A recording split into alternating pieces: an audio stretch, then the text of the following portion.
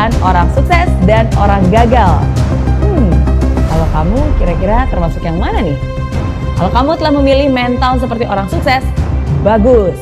Pertahankan itu dan bahkan tingkatkan.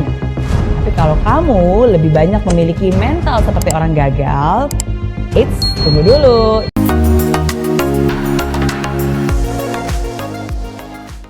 Apakah kamu ingin sukses? Pastilah, siapa juga yang gak pengen sukses? Sukses dalam karir, sukses dalam pendidikan, sukses dalam hubungan, sukses dalam bisnis, sukses dalam segala hal.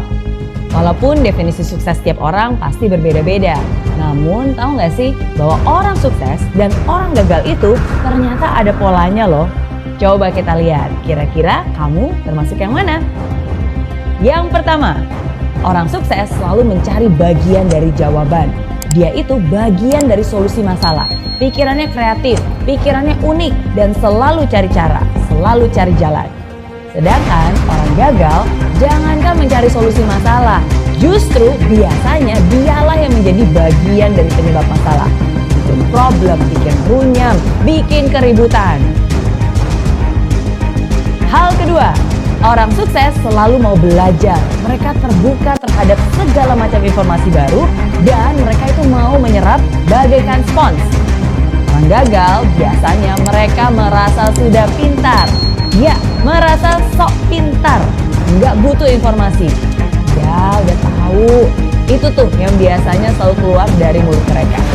Gak heran kan, kebanyakan orang macam ini justru berpikiran sempit. Karena segala informasi bukannya terserap, malah terpental sama mereka. Hal ketiga, orang sukses selalu melihat atau menemukan peluang di setiap masalah. Mau seburuk apapun, pasti ada hal baik yang bisa diambil.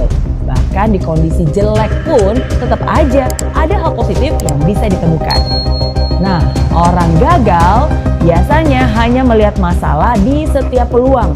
Bahkan hal yang sudah baik-baik aja nih bisa dicari-cari terus kesalahannya, bisa dikorek-korek terus negatifnya. Hal keempat, orang sukses membuat komitmen dan dia akan berusaha semaksimal mungkin untuk menghidupi komitmennya. Omongannya bisa dipercaya. Sedangkan orang gagal hanya akan membuat janji-janji palsu, pengharapan palsu yang mereka tidak akan pernah menepatinya. Hal kelima, orang sukses selalu proaktif mencari peluang untuk melakukan sesuatu yang bermanfaat. Kalau dikasih tanggung jawab lebih dan pekerjaan yang lebih besar, pasti dia akan senang dan melakukannya dengan sepenuh hati. Sedangkan orang gagal hanya akan melempar tanggung jawab atau menghindar dari pekerjaan yang besar. Jangan deh, ntar kerjaan nambah. Aduh, jangan deh, ntar waktu lemburnya nambah, ntar stresnya yang nambah. Itu komentar orang-orang gagal. Hal keenam, orang sukses suka membantu orang lain. Dia nggak takut kompetisi. Bersama-sama mereka bisa raih kemenangan. Karena orang sukses yakin bahwa kesuksesan itu bisa dicapai dengan lebih mudah bila dilakukan bersama-sama. Saling bantu-membantu untuk bisa meraih impian yang dicita-citakan. Sedangkan orang gagal nih cenderung meraih kemenangan dengan cara menjatuhkan orang lain. Hal yang dipikirkannya adalah, gimana ya caranya menang supaya saya bisa ngalahin orang itu? Gimana caranya supaya saya bisa naik setinggi-tingginya sedangkan orang itu bisa jatuh terinjak-injak? Dan lebih parah lagi nih, orang gagal itu selalu senang lihat orang lain susah dan susah lihat orang lain senang. Hal ketujuh, orang sukses kalau salah ya ngaku. Dia akan memperbaiki diri, dia akan rendah hati dan mau belajar lagi. Orang gagal boro-boro terima kritikan. Orang udah jelas-jelas salah aja pasti nggak mau ngaku. Biasanya hanya menyalahkan orang lain. Kenapa belum sukses? Bukan salah saya. Salah bosnya, salah anak buahnya, salah istrinya, salah tetangganya. Semua salah. Kecuali dirinya sendiri. Itu ciri orang gagal. Nah, itu dia bedanya kebiasaan orang sukses dan orang gagal. Kalau kamu kira-kira termasuk yang mana nih?